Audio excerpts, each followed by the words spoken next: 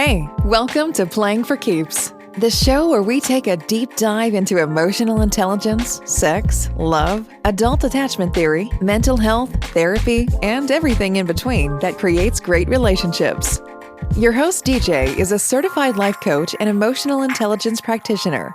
She's here to be of service to all the listeners interested in love and relationship. Now, here's your host, DJ.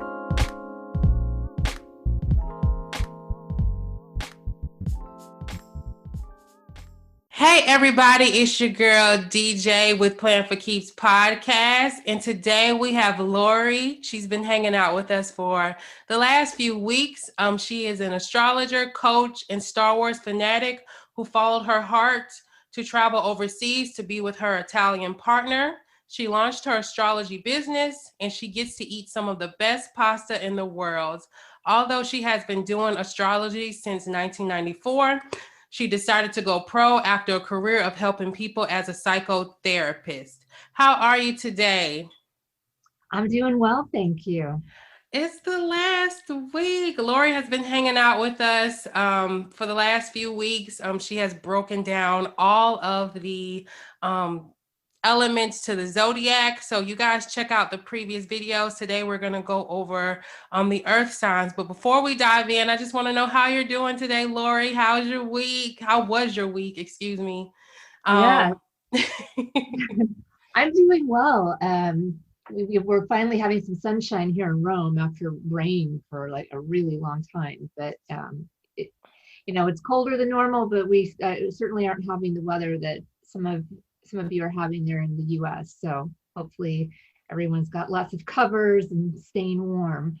Yeah, like I was saying before, I'm in Georgia, so I'm trying not to complain about our weather being a little bit colder compared to what's going on in Texas and the other states. So Mhm. I digress with me being under my covers as we speak. Well, I'm in Italy. I can go grab myself a nice bottle of wine to keep me warm, but not until after the professional part of the day is over. Got you. Let me ask you this. Do you have any projects, new projects that you're doing? I do actually. I'm just finishing up a giveaway, something free. It's a new moon ritual, and it's something that I do every month. And I've started to do some live shows, just talking about like what sign the new moon is in, and then how to do setting your intentions. So you can find that on my website soon. It's not posted yet, but it should be up by early March at the latest. It's just a freebie that you can download.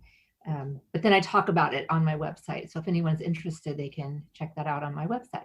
Awesome. And those links will also be in the show notes. So I'm going to have you take it away with the earth signs. Which one are we starting with today? We're going to start with Taurus. So there's 3 earth signs, and Taurus, Virgo, and Capricorn. They have some things in common, being of the earth element. They all have it's kind of like a security and material need or drive to them. These signs are going to be the more sensual, like touch sensual, because they're earth. They're material. They're things that you can see and touch and feel. So all 3 of these signs are very sensual. What's interesting is oftentimes they're not so obvious, where you might see like the fire signs dressing up more dynamic and showy in a positive way, here's what I got, where the earth signs are going to be more modest, and so they can be mistaken to be more rigid or cold. And underneath all of that, there's this sensual side that the earth signs have, all of them. So if you're dating an earth sign, even if they're modest and they don't like the public affection, when you're alone, they like touch. They give them hugs, touch them, hold hands.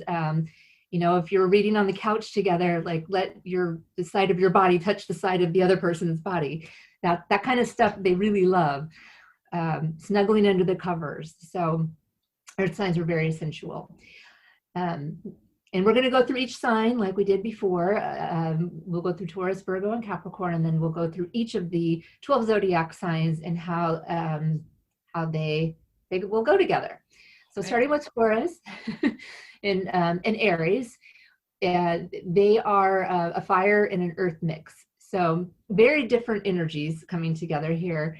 Aries likes to go, go, go, and doesn't like to be bored and doesn't have a lot of patience. And Taurus is kind of like the epitome of patience. Like they are very patient people. They build, and they build slowly and steadily. They appreciate taking their time, and they like to just kind of like be in their space. They're going to be more of a homebody than an Aries is going to be. And that's where there can be a big friction between the two, where Aries wants to go, Taurus wants to stay. And so this isn't going to be the best matchup for Taurus. And it would work, if the Taurus has other things in their chart that are really like outgoing and let's go do this and have an adventure. But if it's the Taurus, it's more of the homebody type and likes to, after their hard day at work, just come home and have a nice meal and stay in and not very adventurous, then that may not last for very long. And then we go to Taurus and Taurus, which is like a very different dynamic. So now you have two of the same kind, two peas in a pod, perhaps. This could work because it's earth and earth.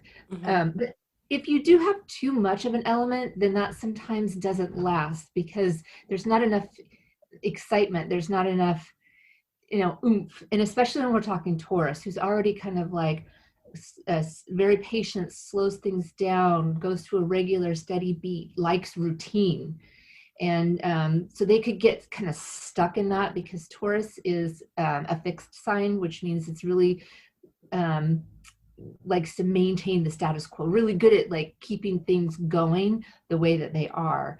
And so you get two of them together, and they could get themselves stuck, even though they may, and maybe not even be able to say like what's wrong, just feeling kind of like we're stuck because neither of us is the kind of person that's going to like move us into a different direction. Gotcha. So, yeah. So I wouldn't say that this is the best match, although other earth signs are going to be really good matches for Taurus.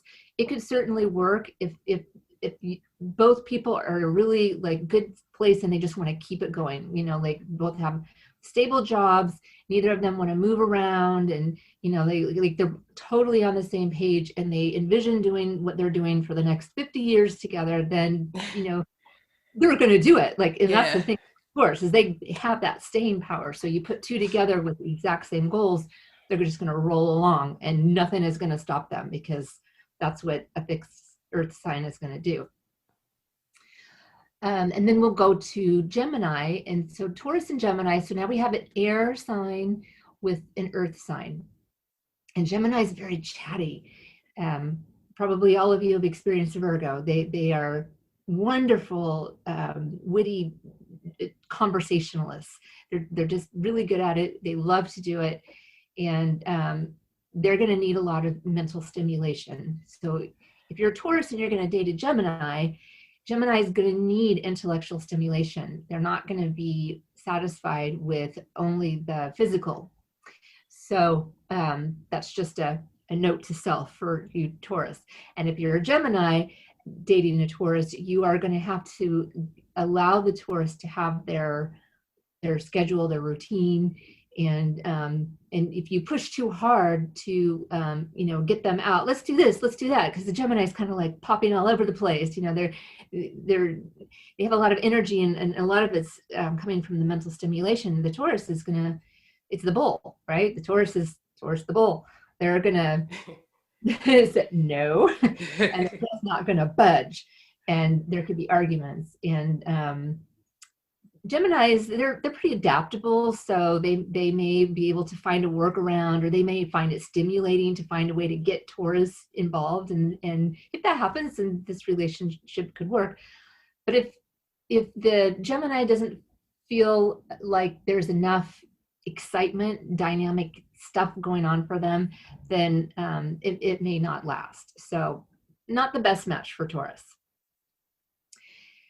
Now, the next one is a really good match for Taurus, one of the best, and that's a Cancer. And we did talk about Cancer and Taurus before when we did the water signs, and I'm sure I said that it's one of the best matches, and it is. So these two are going to get along swimmingly. Earth and water are really good matches. So any of the water signs with any of the earth signs, I'm going to be saying this is a good match. And this one is a really nice match. Cancer can go at the same pace as the Taurus. Cancer is the crab, and they tend to go at things sideways, and Taurus tends to kind of like be very steady and status quo. And so these two can kind of like move at the same pace. And both of them will probably be more homebody like, so they'll probably be on the same page with that. And the Cancers are sentimental, and the Taurus will kind of like, I'm trying to think of a good example, but it's not coming to me. But I just think that it's going to gel. Like the sentimentality of Cancer, like the Taurus is going to give them things to be sentimental about, you know, because they're going to probably show up with the flowers and the chocolate and things, romantic things like that, which the Cancer is going to love, and they're going to be sentimental about that. And the next thing you know, they have some traditions, and oh, we do this on Valentine's Day, or we do that on New Year's, and and that's what we do, and they both love that, and it just creates these memories and bonds that last and grow. So it's just a really lovely match for the Taurus and the Cancer. The Taurus and the Leo, so we're back to fire, and there can definitely be some sparks between the Leo and the Taurus. They are very different, but they're both fixed signs. So they both have like this stubborn quality and kind of like the maintain and keep things going. So even if there's a lot of disagreements, they may stubbornly want to stay together and try to find ways to make it work. And so that's why this relationship could actually work, even though it's a fire sign who's dynamic and likes to like get out and do stuff. It's not the Aries, it's a different kind of fire. So it's being that it's a fixed sign, and there's that commonality between the Leo and the Taurus, they could find ways to make it work. And I think a lot of couples, if they have too much similarity, oftentimes it doesn't work out because there's not enough excitement and not enough friction to keep that excitement of the relationship. Fights are not a bad thing, or arguments, I should say. And so I would imagine that there would be arguments between the Leo and the Taurus, but it could bring a quality of interest of working things out, because with that fixed nature, like they're both going to really want to figure it out and work it out. And this can make for a very strong couple if they develop these skills to work things out together. Taurus and Virgo, so another really good match, and it's Earth and Earth. So they're both gonna have that element, and the sensuality is going to be really nice between the two. They'll really appreciate the affectionate natures of each other, and the Virgo is more adaptable. So a Virgo is of a quality that they can adapt more than the Taurus. So that can help a relationship when one can be more adaptable than the other. Then it's better than two stubborn people who neither one will budge. That's right. So that makes it difficult. But with Taurus and Virgo both being the earth signs, yeah, they're going to get along. It'll be nice. And I think that the Virgo being more adaptable and also being ruled by Mercury, which is, the planet of communication, it brings a quality of the air. It's not an air sign, but Mercury is such an air type of planet, even though we don't really give the planets elements. But if you think about communication, you can't help but think about air and talking. And so the Virgo will bring a lot of information into the relationship that can keep it exciting. So it's a really nice match between these two earth signs. I'm sure there's plenty of Taurus Virgo relationships out there that are working really well together. The next one is Taurus and Libra. So Libra is an air sign, and it's the planet of balance, or balance seeking, I should say, because balance is not something that we find and we keep. It's something that balance is always trying to find it, and when you do, it's like a fleeting moment, and then you're out of balance again. So Libras are always trying to bring in harmony, and so they work really well with most signs. They can kind of like evaluate the situation and kind of like, pull up the slack, or be a little bit chameleon-like to make things work, which the Taurus will really benefit from, because the Taurus is going to be less adaptable, and then the Libra is going to be more adaptable. But where they could disagree is that the Libra is a social sign, and as all air signs are social signs, and may want to go out more, be more of a socialite, and Taurus is going to be like, nah, I'd rather just stay home. And Taurus can sometimes be possessive. That's one of the things that they are known for. And then the Libra is known to be flirty. Not even on purpose. Like, they're not trying to cheat. They just that's just Libra naturally them. Yeah. Yeah, they don't even know they're doing it. I was flirty. I was just talking to that, guy or girl, or him, her, they, and it was innocent. So there can be some tension in that relationship. There's a lot of differences, and if it's going to work, the Libra has to be aware that Taurus is not going to like flirtiness, and the Taurus is going to have to be aware that Libra needs to be social. Like, they need to interact with other people. Right. Some signs are fine. Like, they like to cocoon up, and I'm in a relationship, and then my friends see me once a year. But Libras aren't like that. Taurus can be like that. Libra typically can't be like that, and so there'd have to be some compromise between these two. They are both ruled by Venus, so they both have some Venusian qualities. They're going to both enjoy the arts and beautiful things and collect beautiful things. If you have a Libra and a Taurus together, I'm sure that they have like beautiful things in their house, or really soft sheets, or something like you walk in and like there's artistic qualities that are obvious. Okay. Now Taurus and Scorpio. So now we have a water and an earth, which typically go really well together. And in this particular combination, Scorpio and Taurus are in the zodiac opposite each other, because it's the circle. Every sign has a sign that's on the other side. And so it's like these are two signs on the same line, but at the extreme opposite. So that whole opposites attract is at play between these two. So it can be a really good relationship, and both sides can learn from the other. They're both fixed as well, so they can both be pretty stubborn and, my way or the highway. But when it comes to a relationship in fixed signs, they're going to probably put more effort into staying. Where if it's like a fire or an air sign, they're going to be more inclined to be like, no, I'm done, I'm out. They're more quick to head to the door. And the earth and the water signs are more will probably try to stay and make it work. So when you have a Taurus and a Scorpio together, they're going to work at staying together. And then Scorpio is very deep, very intense.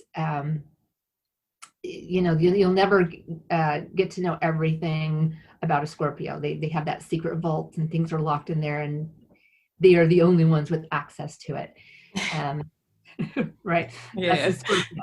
And you just have to let that be. You just have to be okay with that if you want to be with your Scorpio. But generally, this is a nice match. They're gonna enjoy doing things together. They're going to have romance. Yeah, it's another good match for Taurus. But the extra quality here is just that mirror. It's just that, when you see the other one, there is that quality of the other person's probably going to take on some of your projections. And I mean, which happens in every single couple, but these two might be more similar than other combinations. And so it just kind of intensifies the mirror. Let me ask you this, because Taurus, I know of Taurus personally, and she is very possessive. She gets on my nerves. But anyway, Scorpio is also known to be the same way. Would you say that's one of the projections for them? Could be. Absolutely. Absolutely. I'm also a psychotherapist, and I mean, we could talk all day on projections, and that everybody has them, and we all as human beings project stuff on other people right? Yeah, I need you to come back for another episode specifically on that. So we got yeah, because in astrology, it's there, and we could talk about it by sign, but just in any relationship, it's there, and so yes, they're both known to be possessive and jealous, and so for sure, in these two signs, more than any of the other signs, that could be the projection. Okay. Like where other signs are also going to project, and it's probably going to be in a way that relates to the flavor of their chart. And I try to be careful with how I say these things, because there's more than the sun sign at play. Yeah. So when your listeners are hearing this, just to keep in mind that nobody is purely your sun sign, and what we're talking about today are sun signs. Right. Yeah. So I could just go way off on a tangent, but I'm going to bring it back in. Move on to the next sign. But yeah, Taurus and Scorpio can make a good pair. Okay. Taurus and Sagittarius. These two are really different signs, and I don't know how these two could make it work without other things in their chart, bringing together some commonalities, because Sag is just about the experience. Sag, like, wants to experience life, and usually that entails different kinds of experiences. Like, they have a great experience, and yeah, they might want to do it again, but they're not going to want to do it again and again and again and again, usually, right? They like variety, where Taurus really does like, let's do that again and again and again. And why change it? We like this, well, maybe I don't want to eat pasta every Thursday, like, I'm not in the mood for pasta. We do pasta on Thursday, says the Taurus. And the Sag is like, I don't care. I don't want pasta. And these are the silly kinds of things that could break the relationship, because that example can be just an example of like how everything goes in this relationship. Not really the best for either of them, because Sag is going to get frustrated very quickly and take off on one of their adventures, and Taurus is going to be stubborn and be like, well, I'm not changing for you. You want to be with me, then you need to do this. And you say that to a Sag, they probably won't even get the sentence done before Sag is already like, I'm out. Already gone. So, yeah, that's already gone. Yeah, you give a Sag an ultimatum, I guarantee you they're not going to take the one that you want them to do, because they don't do ultimatums. Even if they want to stay, if you give them an ultimatum, it's over. So don't give Sagittarius an ultimatum. Don't do it. Give them something more exciting to do, and then maybe you'll get them to do what you want them to do. Yeah. Okay. Taurus and Capricorn. This is another really good match for a Taurus. Both of them being very material, security oriented. They're going to find it together.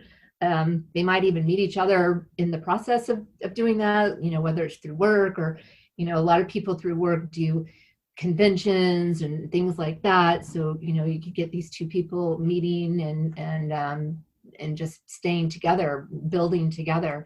they're going to build a good life together. And they're going to want the house and the car and the material things because they really love them. And oftentimes earth signs see those things as representative of their success, and they'll be on the same page with that more than any other sign, even more than Taurus and Virgo. They really have this building and constructing commonality and really enjoy and want that security. Like it's a need, I mean, we all need to have like a place to live and food on the table. Like, I get that.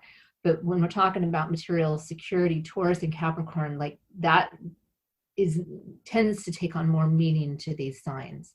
And so you put them together and, just wow, you watch it grow, whatever it is that they're trying to grow. And Gotcha. oftentimes the bank account grows with it. And then Taurus and Aquarius, they are different. It's air and earth, and they meet on the fixed again. So we're talking two fixed signs again. So it's going to be difficult for these two because they're both going to want to do things in their way. I think if a Taurus and an Aquarius maybe meet younger in life, where they build their fixed natures together and they agree on what those kind of like maintenance status quo things are, then that might work. But if they meet later in life and their living style, like their daily routine style, is really different, it's going to be hard for them to sync that up, because neither of them will enjoy that change. Even if they they want to, because they really like find this other person intriguing. They're different, but they're unique, and they might have some like things in common, but to build a relationship together, and if you're talking like serious, where you're living together or getting married, if these two people have very different daily lives, I just don't see how they're gonna successfully be able to merge them together and both of them stay happy. Like somebody would have to give, and then they won't be very happy about that. Gotcha. Yeah. Pisces and Taurus are very nice, a couple. We've talked about Pisces before, about how sometimes Pisces can give themselves away too much and like adapt themselves to the person that they're with. And with Taurus, Taurus is going to be very grounded and probably very caring of that Pisces. Like they're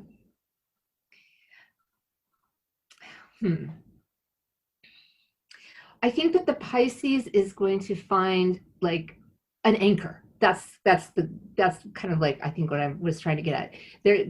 Pisces like to have something that kind of grounds them, because they are so watery and they're very adaptable, that they do really well with a partner who kind of like puts that foot on the ground, so that they can go be creative in the visionary that they are. And Taurus is happy to do that. Like, they are grounded and they are an anchor, and they very much appreciate, Taurus very much appreciates the arts. Usually they collect art things. If they're not artists themselves, they often collect some kind of art, whether it's, pictures and paintings or sculptures, or fabrics, or whatever it is. There's some artistic thing that is usually attached to a Taurus, and the Pisces are very artistic. So you could see that Taurus could meet a Pisces and just see this like beauty and amazing creativity and be like attracted to that. And then the Pisces sees an anchor and security, is attracted to that. And because the Pisces is so adaptable, they'll be able to meet the Taurus with their need for that routine and staying maybe home more often. It's a good match. Yeah, it's a very happy match. So that's Taurus. We're gonna go to Virgo next, and Virgo is so interesting to me because when I think of Virgo, I always think air and earth. It's an earth sign, absolutely an earth sign. It's not an air sign. But it's the only sign that when I think of it, I can't help but bringing in the mercurial quality to it. So they are grounded, but they're also analytical. So they need the intellectual stimulation, but they need practicality. And Virgo really loves to be of service. They love to help, and that's why they're called perfectionists, and sometimes highly critical. They have that critical eye, like they can just look at a situation and analyze it very quickly and be able to tell you A, B, C, D, E, we need to do it in this order and just like this, and can kind of like manage a lot of details. Yeah.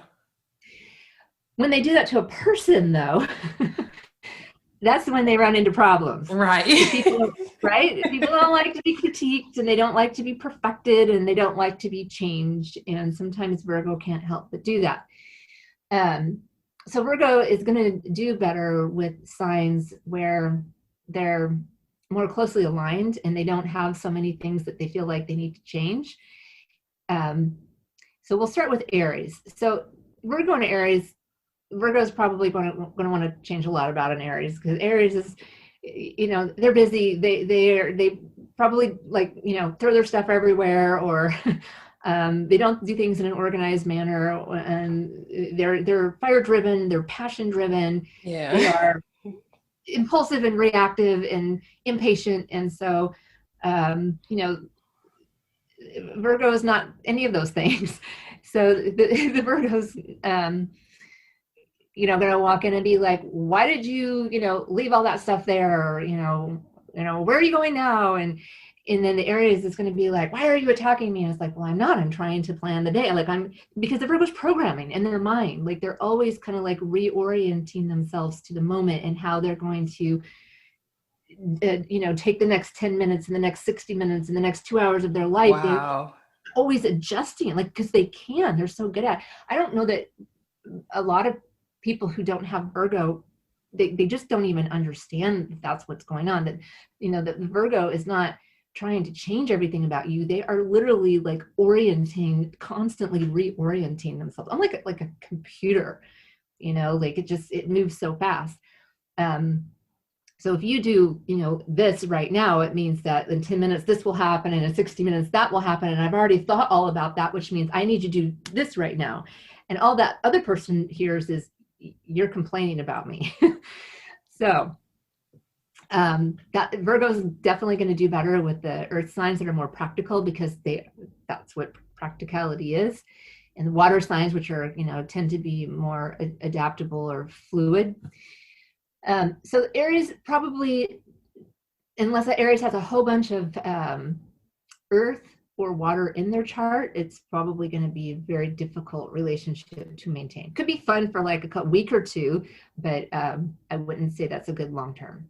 Virgo Taurus, on the other hand, we just talked about that, that it's a good match because they're both earth signs.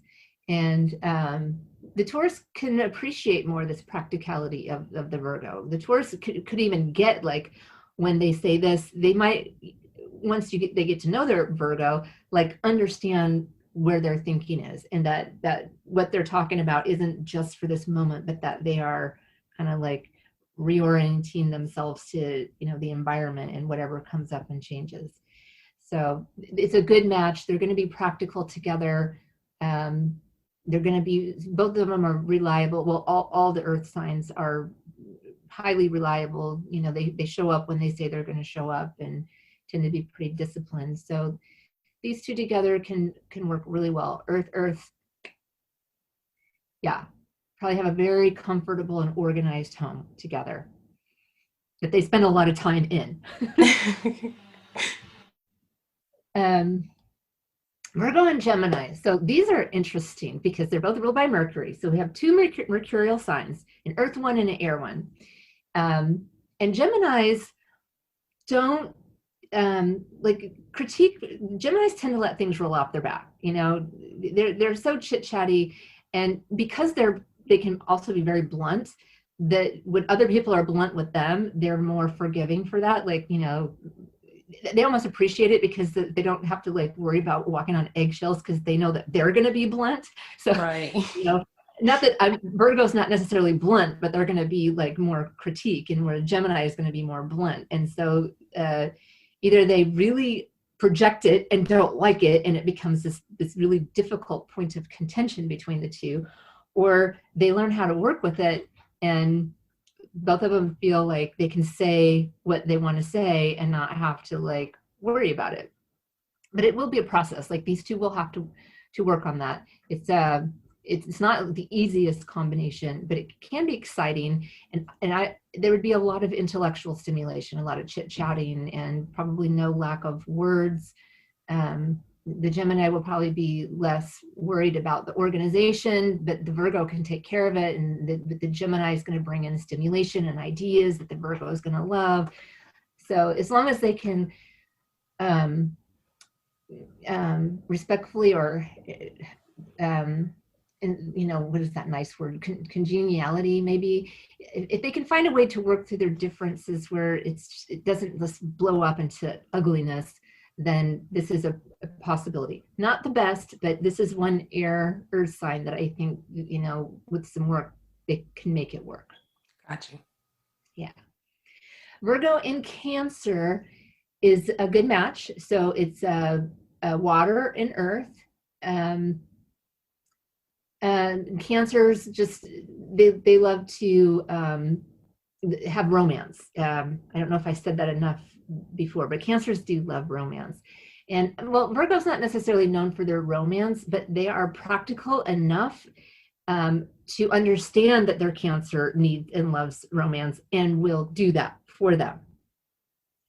Virgo still has that earth sign and that sensuality, and so them together in their couples time, that's going to work out really nice.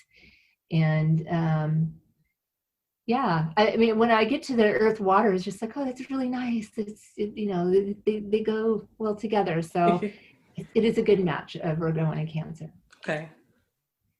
Virgo and Leo, this could be problematic. So they're very different, but Leo is super sensitive to any kind of criticism. Leos really need to be appreciated and acknowledged for whatever they do that they feel like they need that acknowledgement for. And a Virgo might have a different standard, or even though it was great, you know, if they would have just done this, it would have been even better. You know, like the Leo cooks this amazing meal and is so proud and so happy to like make this dinner for the Virgo, and the Virgo's like, oh, it's really good, it just needs a little bit more pepper. And then all of a sudden the Leo's just sulking, you know, like, you know, that kind of nitpicky stuff with the Leo is probably not going to work very well. And so this is not going to be the best match for a Virgo. Virgo. So yeah, these two together can just perfect the world. I could just see them, you know how people like to go to restaurants back in the days when we could go to restaurants, Right. remember back in those days? But you know the people who like to like people watch? Yeah. You know, like, I'm going to go to Starbucks and people watch. Yeah, I think of that, and I think of Virgo and Virgo. I don't know why. I think of like, I don't think that's a good match to me personally, because it's like, if they're not all Virgos are hypocritical, but at the same time, they'll nitpick, but when you nitpick with them, oh, it's a problem. Oh, it's a huge problem. So I just, when you said Virgo and Virgo, that's the first thing that popped up in my head. But it's probably like immature Virgos, or maybe a Virgo that hasn't like worked on themselves. I don't know. But I know the Virgos I know, if you tell them something that they need to work on, oh, it's a wrap. They're upset. Yeah. They don't like you. No. But you know, I think, I mean, from my experience with Virgo, it took me a really long time to figure out Virgo, but I think I finally have it, is that they are so hard on themselves on the inside, so hard. that they just can't take anymore from the outside. Right. But it's infuriating for everyone else because we don't live in their head and we don't get to witness all of that critical self-talk, that that inner critic that just in Virgo, just that inner critic is always going in their ear. And so being judged is really hard for them because they're so hard on themselves. So so you get these two Virgos and they're people watching, right? And they're just criticizing everyone. Like I could just see them like, oh, look at her hat. Oh, look at her shoes. Oh, look at that. Right. But then if it gets turned on each other, then it's really problematic. So I totally agree with you. I think that two Virgos together have to have done some work on themselves, because it's really hard, I think, for Virgos to let things roll off their back. What a lot of people can appreciate, like somebody giving them feedback, they probably already knew anyway and were beating themselves up. And then if somebody says, anything, it's just like, it just amplifies that voice, I guess, in their head. Yeah. It's hard with Virgos. I would get mad so many times with different Virgos. But then when I finally started hearing, I started really listening to what they were saying, and it's like, oh, it's like that whole judgment thing, and it's just that I sometimes I feel bad for them, because it's like, gosh, if you're just constantly battling with yourself inside, that just, it may not be very fun. And I hope for all Virgos that they find a way to quiet that inner critic and use some positive mantras. Right. I just was talking about that with another friend, and she's a health coach, and we were talking about the Virgo moon. We have a Virgo full moon coming up, and how to come up with some good mantras. That's the best thing you can do if you're a Virgo, is to come up with something you're gonna say to yourself if you start getting that harsh critic in your head, so that there's no space for any, you're constantly saying, I know how to do this, I know how to do this, I know how to do this, in your head, so that those other harsh inner critic things don't come in. Right. Yeah. Okay. And if you're dating a Virgo, I'll just say that you have to be really careful about how you give them feedback. You just have to figure out a way to say it in a way that doesn't come off like it's a judgment, because it's more about being judged. The criticism is a judgment, and they don't want to be judged. So you have to say it in a way where they don't feel judged. Okay. Virgo and Libra. So these two could find a way to make it work, even though they're pretty different. The Libra, being an air sign, is going to have the analytical, the intellectual approach that a Virgo appreciates. Even though they're an earth sign, they are ruled by Mercury, so they just have this quality, this analytical quality about them. And so if they can, if they enjoy the same things, and they kind of meet through similar interests, and there's a spark. That's the other thing, is that they have to have other things in their chart that create the sexual attraction, if it's a romantic relationship, because it may be too intellectual of a relationship. But if there's other things, if they meet each other and there is attraction and chemistry, then it's going to fall to the conversations and the social interactions that's going to carry that relationship forward, because they will have a lot to talk about. Virgo's got all those details, Libra's got all those social skills, and the iron fists and the velvet glove, as they say. So Libras have the charm, and can kind of help get things done. So a Libra and a Virgo working together can get a lot done. Watch out for these two. So I'd say it's not the best match, but it could work if they can figure out those things. Gotcha. Now a Virgo and a Scorpio. So it's water and earth, which tend to be a good match. The Virgo may be a little too aloof for Scorpio, and I would never really, I mean, that may not be the right word, but Virgos can get really caught up in details and things and not notice the broodiness going on with the Scorpio. So they just have to watch that. But it is earth and water, and they do tend to go well together. So this should be a good match.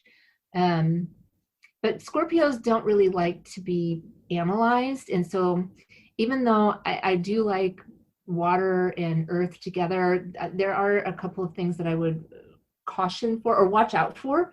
You know, if you know that about these two signs, then you can like try to like work it out right away.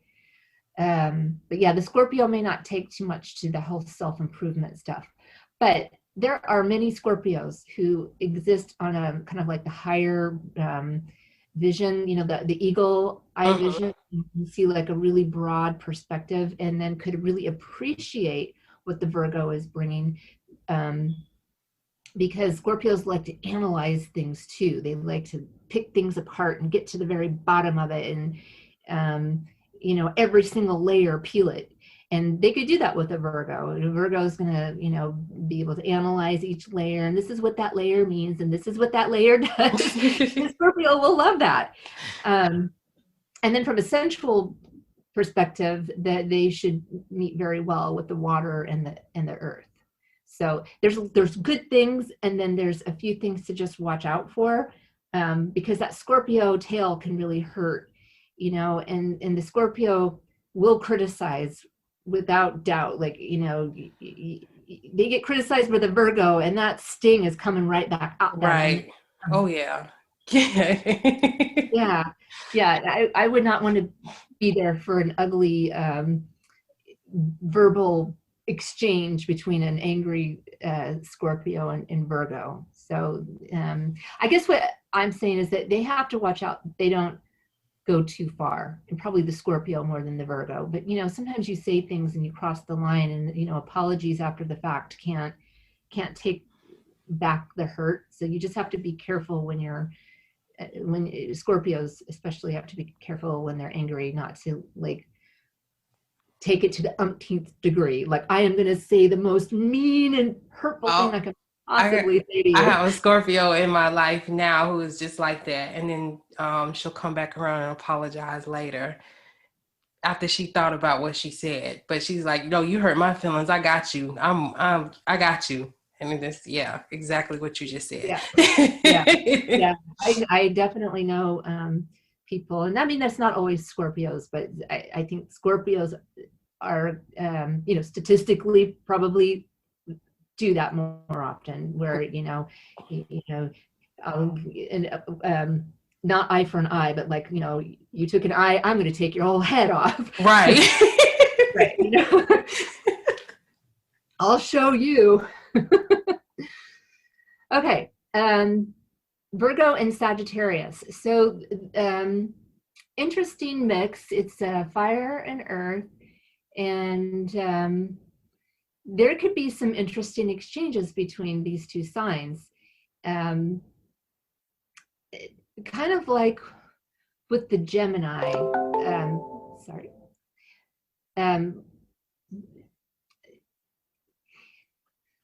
with I remember with the Virgo and the Gemini, I was saying similar things that I'm going to say with the Virgo and the Sag, that there's going to be a lot of difference in opinions or difference in approaches to life, because the Virgo is practical and the Sagittarius is experience oriented and adventure oriented, and they don't care so much about risk. Risk is what makes it even better. If there's risk involved, I'm going to give it a try. Where Virgo is anti-risk. Virgos don't really want to take a risk. They're going to be more calculated in how they do things, and so there's going to be this friction between the two. But Virgos are analytical and intellectual, and can be interesting to the Sag. Can have like, you know, well, why do you think that, or where did you get that? So, you know, the Sag can be like, their interest can be piqued, and so whether these two can work through their exchange of words, because I think that's where I was talking about the Gemini, that they both can be kind of like brutally honest and not let things affect, well, they do let them affect each other, but they can be relaxed in that they may have a similar communication style. Mm-hmm. And the same for Sag. So Sagittarius are also known to be very honest, brutally honest, blunt. Sometimes just kind of like say it like it is and not put on the sugar coating, so that it comes off as critical. And if the Virgo, we just spent a lot of time talking about Virgo and how they handle the criticism and the judgment, and they don't really handle it well. But neither does the Sag. The Sag doesn't really want to hear it. But rather than them like getting upset so much about it, they're just like, I'm out. Like I don't have time for this. I'm not really interested in that. Or Yeah.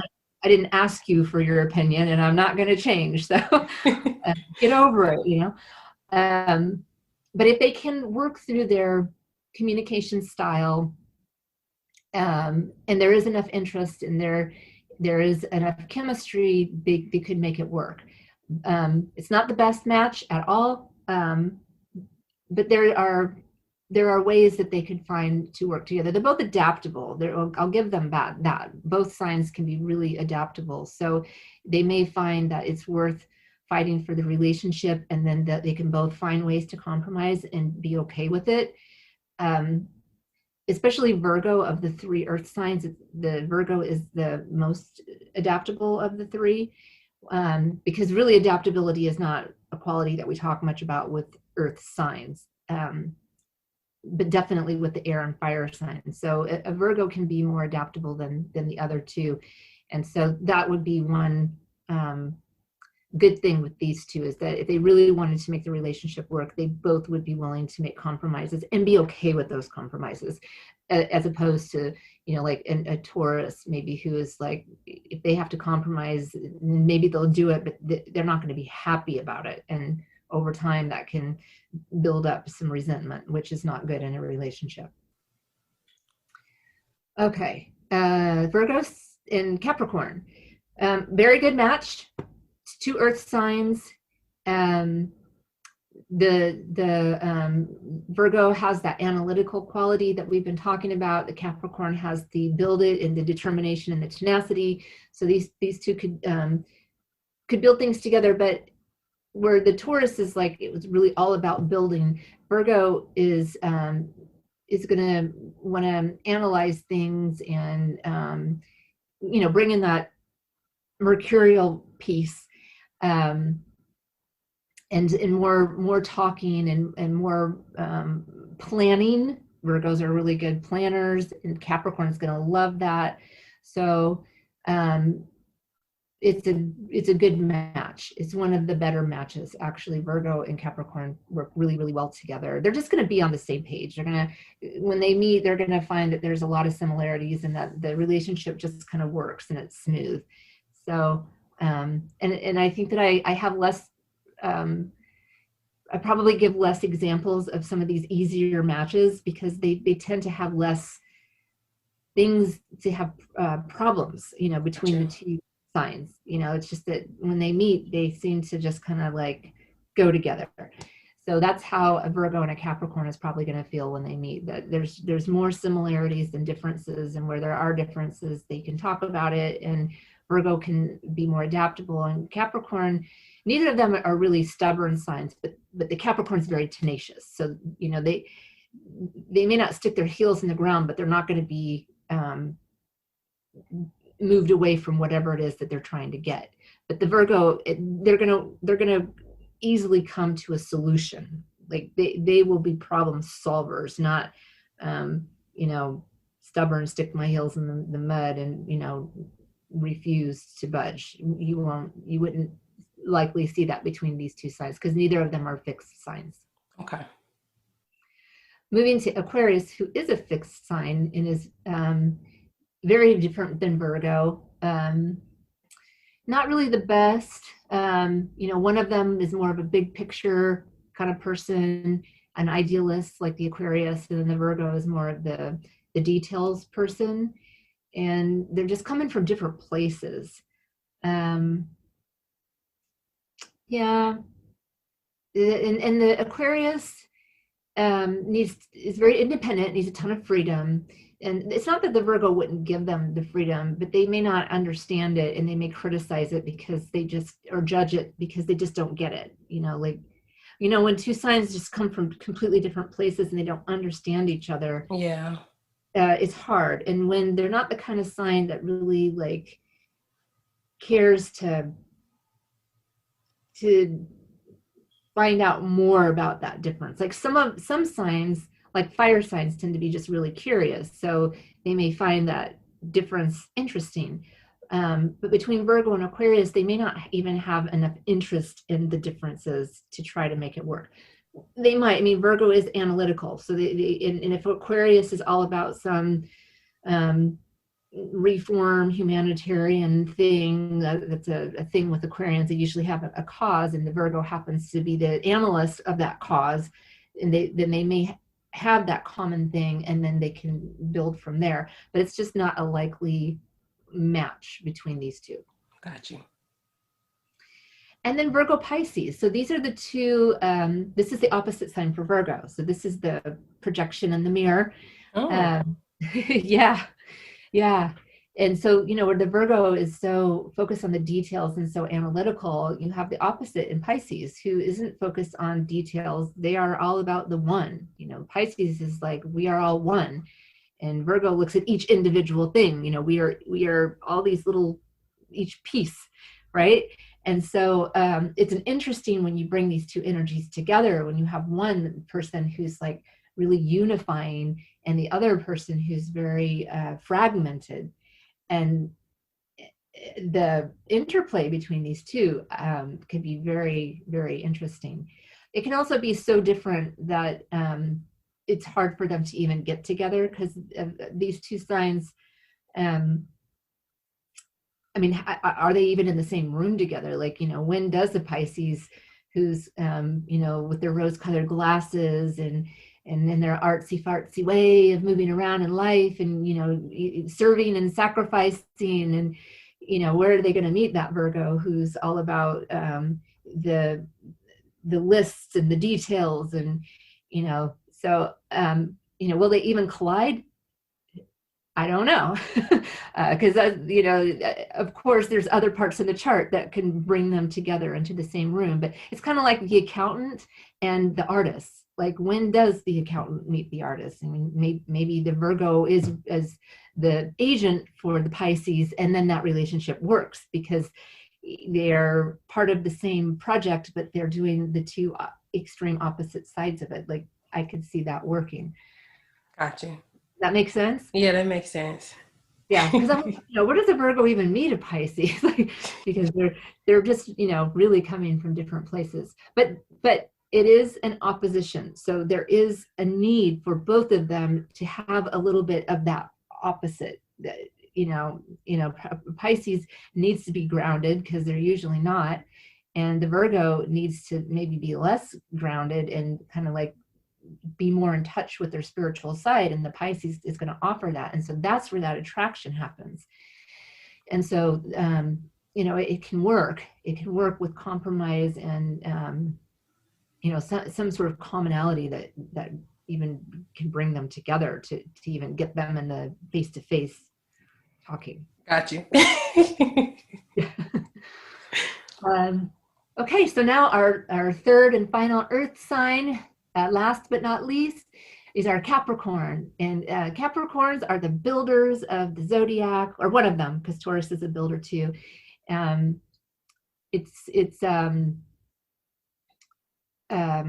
just lost my train of thought. Sorry. Capricorns are very responsible. They are disciplined too. I always think of them as the CEOs of the zodiac, because Capricorns, they climb the hill. They're the goat. Goats climb, and they climb steadily, and they tend to get to their destination. And it may take a little longer. Sometimes with Capricorn, their success comes a little bit later because they usually have to work hard for it. We all have to work hard for what we want, but Capricorns are the the symbolism of the sign is about that. You know, when we see Capricorn that in a chart, that's like where the building is happening. That is where the determination to grow is. And through Saturn, the planet that rules Capricorn. So we put Capricorn with an Aries. They both have leadership qualities. And so they both have horns, right? You have Aries, the ram, with the goat, the mountain goat, right? They both have the horns. So you could just see them locking horns and, like, you know, who's gonna win? Who's the leader? Who's in charge? It can be quite dynamic for the Aries, and interesting for the Aries, because the Aries will see the Capricorn as a challenge. And the Capricorn will see the Aries as a challenge, one that they are very determined that they're going to win. So this relationship could work just from the pure determination to win. It's not going to be easy. But these two are fighters. Now, Aries is more likely to just give up and say, like, no, I don't want to fight. I'm going to go fight a different battle. I mean, Aries is always going to fight for something. But if it gets to be boring to them, if it's the same argument over and over, they're locking horns on the same thing over and over, this relationship may have difficulty staying together for the long term.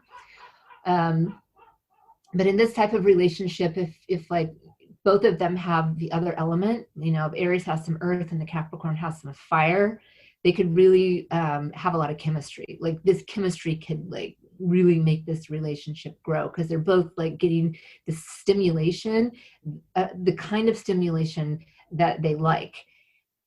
And when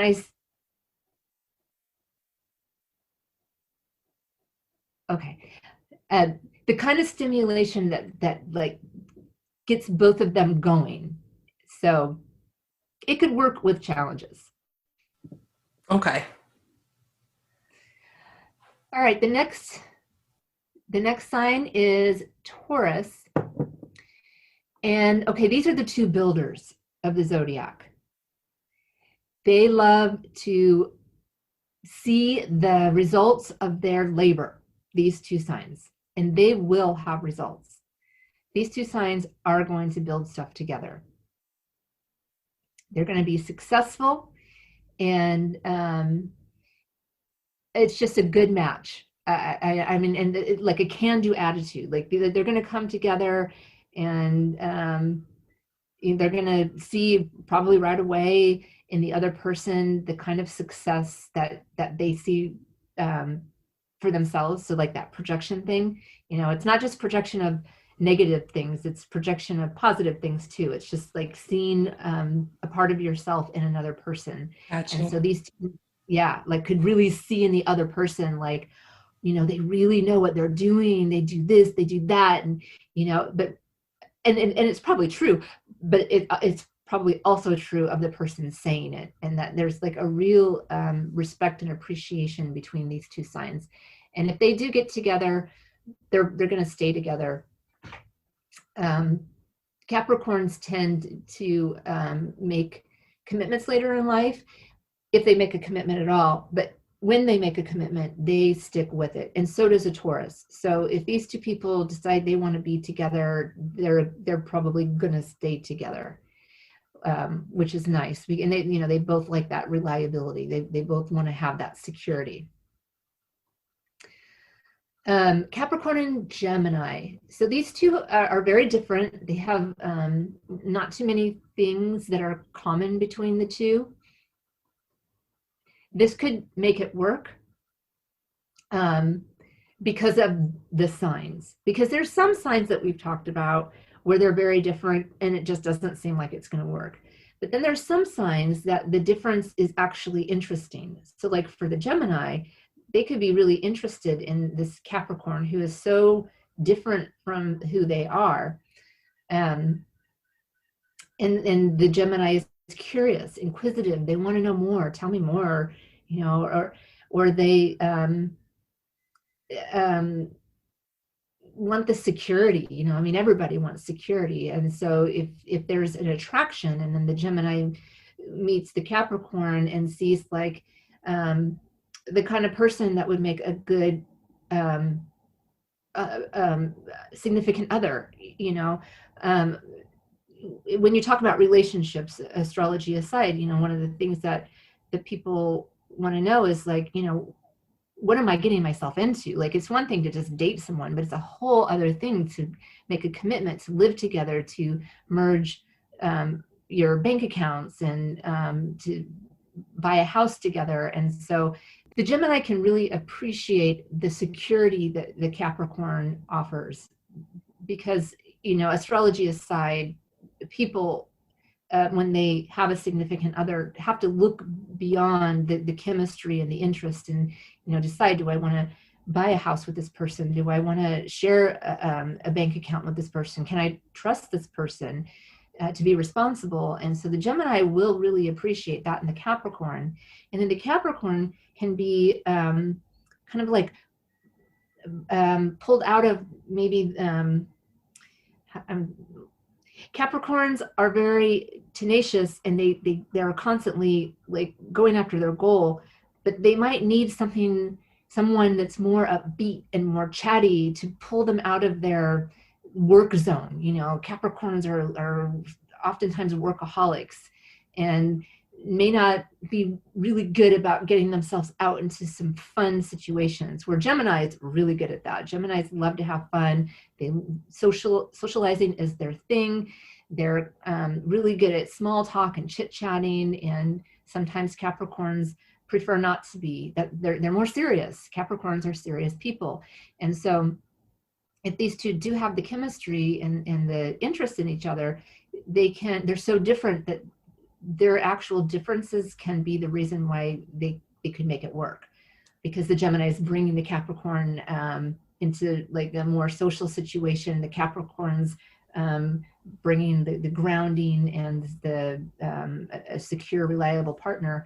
And so I could see it working. Yeah, there's differences. They're going to have to work at it, but it's possible. It's not the best match, but it's definitely doable. Okay. Capricorn and Cancer. This is the for the Capricorn sign. Cancer is the opposite of Cancer, and Capricorn are opposites. And so with this particular mix, it's family versus work. So every sign combination and their opposites kind of have a unique flavor to them. I mean, they're always going to be the opposite ends of an extreme line. In this particular line, Cancer is about home and family and tradition, and Capricorn is about work and material growth and development and security, and kind of like your outer external status in life and reputation. And so you put these two together, it's like your archetypal mother and father. If we go back to the 50s, when and I'm not saying we should or that it's a good thing, but when moms stayed home and dads went to work. Yeah, that's the example that that Cancer and Capricorn bring. Yeah, I got you. Yeah. And we could have that in a relationship, in a modern relationship. It's just that who is the one staying home and doing more of the caregiving for the kids, and who is the breadwinner who's bringing in more money or working, and the other one's not working. Those roles are not gender defined. But that could be an interplay between the two, is that the Cancer is bringing the nurturing, emotional component, the emotional security component, and Capricorn is bringing the material security, and you put them together and they are, it's, yin yang, it's like, got you, make the perfect circle. So it's a really good match. It's a problem though when both of them want to have a career and they want to have kids, and then it's not a problem. Sorry, that's not the right word. There's going to be a lot of back and forth working out, how are we going to do this, and what role are we each going to play? Is it going to be 50-50? We each have 50% of the childcare, and we both have 50% for our careers, or are the careers going to take off at the same time? And those are the kinds of issues that will come up for a Cancer and a Capricorn. But it can work. There's a lot of commonalities between the two. And they all are also both leadership oriented, but where the Aries was going to be more kind of like me, it's about me, and fire, more quick to walk out the door. A Cancer who likes to be in leadership is going to do things more indirect, and is going to be invested in the security and really going to want to make it work. But even if Cancers go sideways, they are not going to back down. They still want to get their needs met, and they're still going to stand up for themselves. It just may not appear to be so dominant there, but it is there. Got you. And, yeah. I don't worry about Cancers getting walked all over, because they have that innate leadership quality. It's just they don't wear it on their sleeve like some of the other leadership signs are Aries, Capricorn, and Libra. And I just say leader, any sign can be a Libra, but there's just three types of modes. You can be like more starting leadership oriented, you can be more of the status quo fixed, and then you can be more of the adaptable part, like easier to compromise.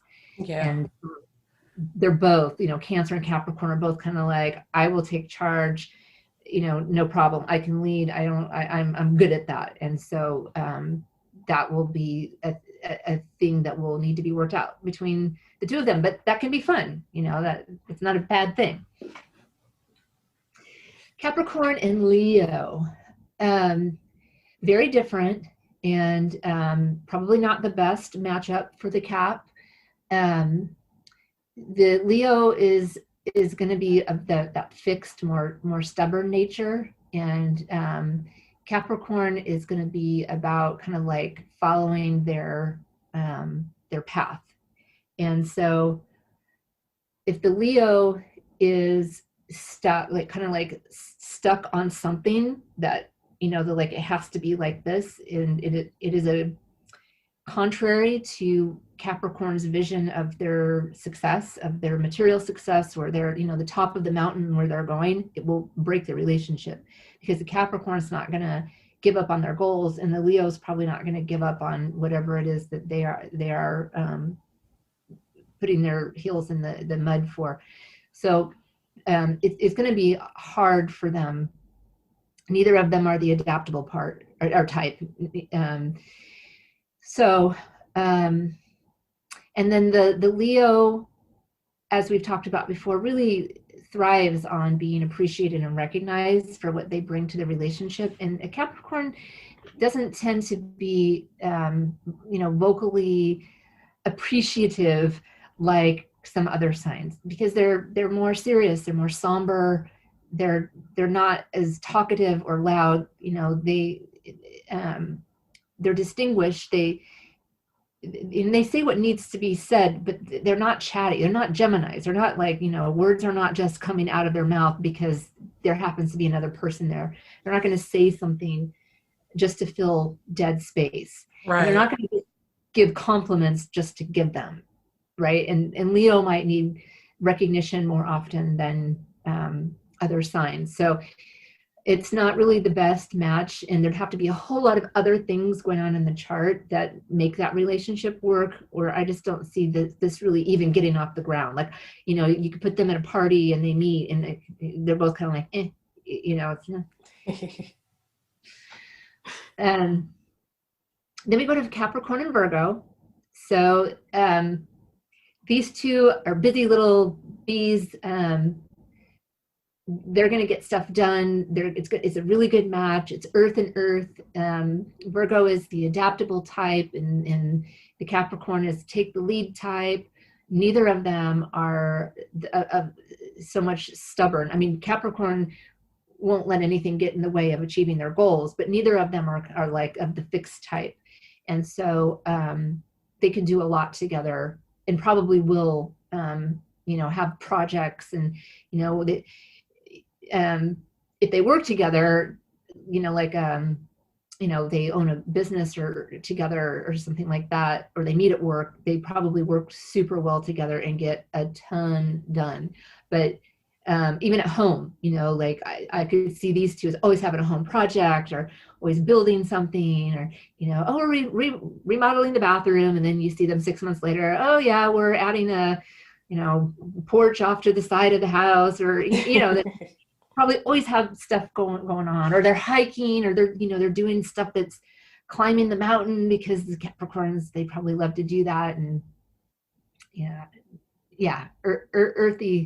earthy stuff. These two earth signs are gonna make stuff, build stuff together, not like the Taurus Capricorn, because the Virgo is going to bring like the intellectual part and the project manager, like they're going to have the list and the clipboard, and we need blah blah blah blah blah, and the Capricorn's like, I already got it, it's already in the cart, like they're just on the same page. Gotcha. And having fun doing it, where other people are like, Sagittarius is like, I like to travel and have fun, and my Capricorn Virgo friends like to go to the Home Depot and things around their house. That's like fun to them. But to each their own. Capricorn and Libra. So now these are both of the where the boss is Cap people, and so there could be a little bit of friendly competition between the two. A Libra is going to bring in the social part, because they're air signs, and they're going to probably want to socialize more than the Capricorn. The Capricorn, unlike like a Taurus or a Scorpio, is going to be more giving with the Libra. Like, yeah, go have fun with your friends, go socialize, go do what you got to do. I got to work, or I got to do this, right? Like the Capricorn is going to have plenty to do, and not be like jealous or worried about their Libra. I mean, and I say that with a healthy relationship. I mean, if the Libra is cheating, the Capricorn is probably going to get wind of it at some point and not be so like, yeah, go do your own thing. But if it's like the Libra just needs to go and have her, Wednesday is a girls' night with my girlfriends, Capricorn is going to be like, have fun. I'm going to be working on this report, or, financial statement, or whatever it is that they're doing.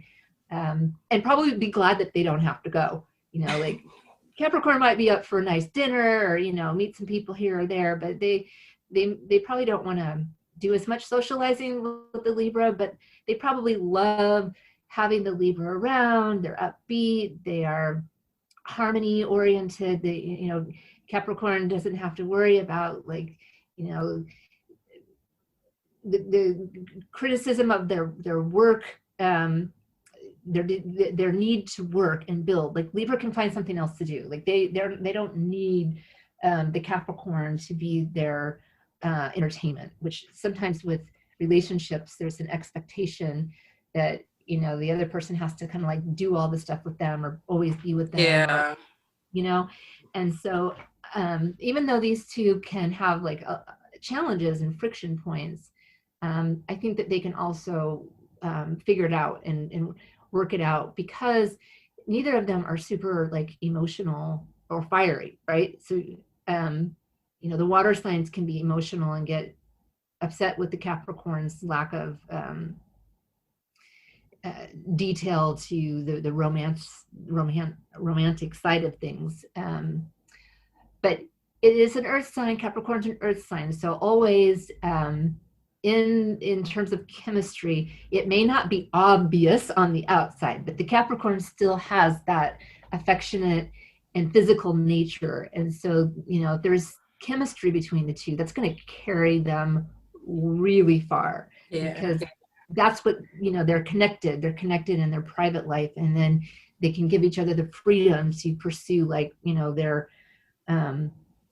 their own achievements, because Libra is going to be really determined to make something of herself, himself, their self also. And so they can both appreciate that the other has goals, and they are going to pursue those goals. And it may be that they have to have some time to themselves to both go about those things. And so that can work with some compromise and understanding. Capricorn and Scorpio. This is a earth and water. And it can work really well together. There's a lot of depth, and I mean, Scorpio's a water sign, but also pretty disciplined, because they tend to keep control of their emotions. They don't like to kind of like let everyone else in on any emotional roller coaster that they may be experiencing on the inside. And Capricorn will appreciate that. Like with the other two water signs, a Capricorn, because they're very traditional, like they don't they're not into the big displays of any kind of whether it's emotion or fire, with like a tantrum. They don't like that. So if they're with a partner and that partner in public is gonna I don't know, get drunk and be loud, and the Capricorn's like, I'm embarrassed, even though they don't really need to be embarrassed, but that's kind of like, because they're so somber and serious, like that may not work so much for them with some of the other signs. Yeah, but Scorpios tend to always be calm and cool and composed no matter what's going on inside with them. And so they can have this seemingly kind of perfect relationship, and then at home be able to discuss things. And Scorpio likes to analyze things and peel back the layers and go to those depths. I mean, it's a water sign, so it's depths of water, depths of emotion. So when they're peeling back the layers, it's usually emotional layers. Now, Capricorn doesn't so much like to be analyzed like that. But I think that the Scorpio, Scorpios have an uncanny ability to kind of like read the other person. And so they can be tender with the Capricorn, and with the Capricorn's particular need in the way that you talk to them or approach them on certain issues.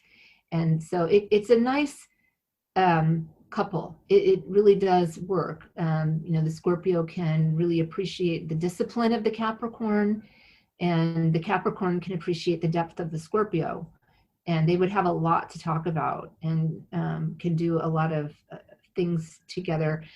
The Scorpio being more fixed, so is going to be less compromising. But the Capricorn, as long as it doesn't interfere with their goal, achieving their goal, the Capricorn would be willing to kind of like make it work with the Scorpio, because there is such a good feeling between the two. Like there's just a level of comfort and kind of like a similarity, and so it's a good match. It's a very good match. Okay. Capricorn and Sag. So it's going to be it's going to depend. So but it's probably not the best match. The Capricorn may put restrictions on the Sagittarius without even knowing that they're putting restrictions on the Sagittarius, because the Capricorn puts the material security kind of above all, and achieving their goals, and kind of like may assume or just think that like their partner has to understand that that's the most important thing, because they're going to take care of their partner. We're going to have the security, and we're going to be able to retire and do this. And, like they can't relate to Sagittarius having a completely different need. And that the Sagittarius is like, I don't care about having security if I can't live a full and rich and interesting life. And I need that more. And so they just may not be able to get on the same page. It could be really, really difficult for them. They just come from very different places. But the flip side is that sometimes Sagittarians find the anchor the material means, and I don't mean that in a negative way, although it can happen that, you know, the wild and crazy Sagittarius fun person attracts the materially secure other person because they have the means. And the material secure person doesn't even know like how to go about having fun, and they meet the Sag, and the Sag is like, I'll show you how to have fun, but I don't have the means to fly us over to Paris, so, you know, you fly us to Paris, I'll make sure we have a good time. That's how it can work. Gotcha. Yeah. Yes. So it really depends. I think probably it's going to depend on where they both are in life. You know, if the Capricorn is in a place where, you know, they can't get time off work and they have to work a lot, and they know where they're going, but it's going to take them 10 years to get there. That's probably not the good time to meet the Sag, you know, and the Sag is like, you know, this is the time of my life where I want to like go and just enjoy and like experience. And I'm going to get, you know, down to serious work, you know, after I backpack through Europe for 5 years. Like that's just not going to work. But if they meet each other at a time where the Capricorn has like good vacation days and has money in the bank, and it's like kind of like at a point where they've made it so far in their career that they can go and do more fun things, and then they meet that Sag, then that relationship can work better. Okay. Now, Capricorn to Capricorn. Talk about overachievers. Wow. So, you know, the downfall is that they could just get so focused on building their material world that they forget to enjoy the material world that they have. You know, I think about, you know, the billionaire bankers who still feel the need to make so much more money. It's like, don't you have enough money to just enjoy life? But, you know, some people, it's just never enough. Like they live to just build more and build more. So these Capricorns could get trapped into like just needing more and more and more material security and not having enough fun in their lives. But if they're both enjoying that, then they could get along swimmingly. Neither of them are super stubborn. They're just super determined. And that's the other potential pitfall, is that they're very determined on goals that are very different. They're going to have a hard time. But if these two get together, they're both determined to go in the same direction. They're kind of unstoppable. Okay. Yeah. Excuse me. Moving to Capricorn and Aquarius. So very, very different, but both ruled by Saturn. So they do have this commonality of the ruling planet, and they both can be builders differently. Like Aquarius is going to be more about or have a more humanitarian reform focus. They're an air sign, so they're concerned about the socialization, the being social and connecting socially. They're the most aloof of the three air signs. Their socialization tends to be more around groups and or associations and activities of those associations, and how what they do impacts the world in a positive way. And they like to know that what they're working towards is something new and unique and innovative. That's an Aquarius. And so if they meet a Capricorn who is kind of like about the same or working in the same arena, then they have a commonality to latch onto. But otherwise, they're kind of different, because Aquarius tends to do it from a social perspective, where the Capricorn tends to do things from the material security perspective. And Aquarians care more about their individuality and their independence, and not so much about their material security. I mean, they tend to get it because they tend to be pretty intellectual and innovative, and they end up doing things that, you know, they invent things and, you know, find themselves bringing in money, or they're programmers and they create some software, you know. Their end goal isn't normally the security. Their end goal is the innovation. Where with Capricorn, their end goal is the security. Right. So you get them together and they're focused on the same end goal, they're fine. But if they're not, there may not be enough pulling them together because they're in disagreement about the why. And that's hard. And it's hard too because Aquarius is so independent by nature, and the Capricorn is solitary by nature. There's not enough drive for a relationship for either of them. Like both of these signs can be alone and be just fine being alone. Gotcha. So it's a little bit harder for this particular pair because they're so different. And then the last combination of the whole series, Capricorn and Pisces. And so this is a nice, very, very nice combination, as long as the Pisces does not completely lose themselves. So we've talked about this quite a bit with Pisces, and with Capricorn, who's all about their goals and is very tenacious about getting their goals. The Pisces would have to fit into that, like the Pisces is definitely going to be the one who's wrapping their life around the goals of the Capricorn.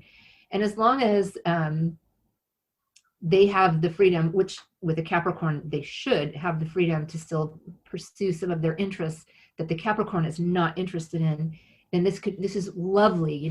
This is like the couple who the Pisces has the art room, and they can go and paint anytime they want, and they create all these beautiful things. And the Capricorn just loves that. But the Capricorn doesn't paint and doesn't want to paint and will never paint in their entire life, right? But they're happy to, provide the situation. And who knows, the Pisces may become a famous artist and actually make more money than the Capricorn who's, built the security and the material wealth that, gave them the opportunity to paint in the first place. So it can work really well.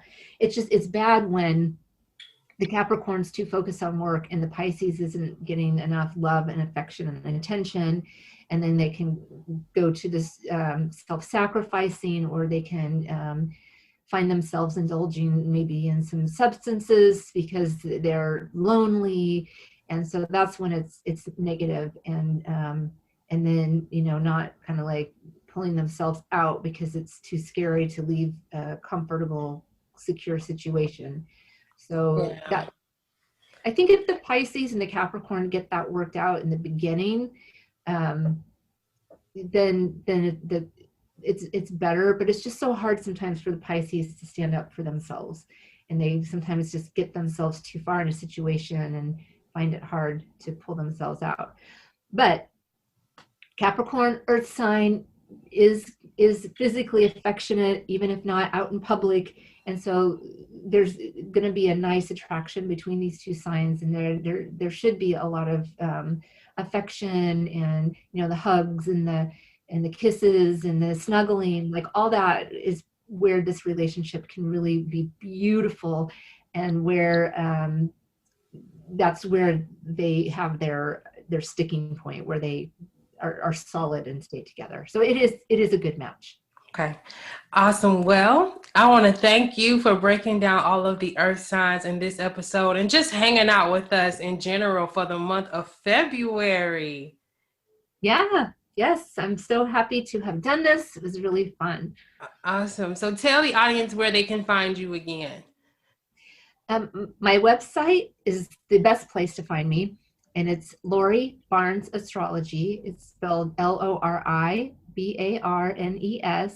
astrology.com. And then I'm also on Facebook at the same page. I have a page on Facebook, Lori Barnes Astrology, at Facebook, and you can find me. And soon I'm going to have this new moon ritual free download that'll be posted on my website. You just sign up for my newsletter and you'll get this free thing. And then every month I do a new moon ritual, and I add in some things about the particular sign that the moon is in. So I give a general ritual, but then every month I expand on it based on the sign.